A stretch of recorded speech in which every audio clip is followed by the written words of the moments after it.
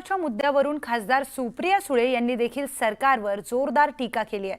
याला सरकार जबाबदार असल्याची टीका त्यांनी केली आहे। तर दुसरीकडे सर्वपक्षीय बैठक बोलावून चर्चेतून मार्ग काढण्याची विनंती देखील त्यांनी केली।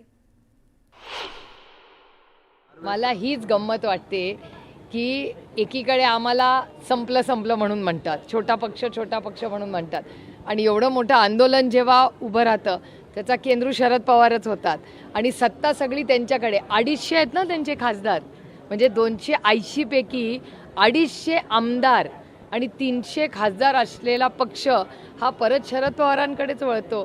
हे म्हणजे कमाल आहे बाबा या सरकारची। हाताच्या बाहेर मी कधीच मानणार नाही। हे जबाबदार कोण आहे?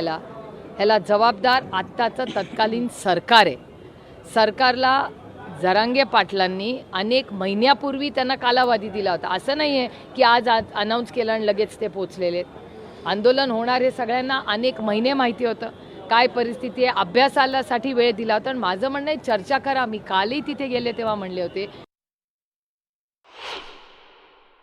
मी वारंवार महाराष्ट्राच्या माननीय मुख्यमंत्री आणि दोन्ही उपमुख्यमंत्र्यांना अतिशय विनम्रपणे विनंती करते, पुन्हा एकदा आज करते, पुन्हा मी त्यांना हीच मागणी करते की सर्वपक्षीय बैठक बोलवा, सगळ्यांची चर्चा करा, आणि जर हा निर्णय घ्यायचा असेल तर कॅबिनेट नोट ते काल बनवू शकत होते। 3 दिवस वाया घालवायची गरजच नव्हती।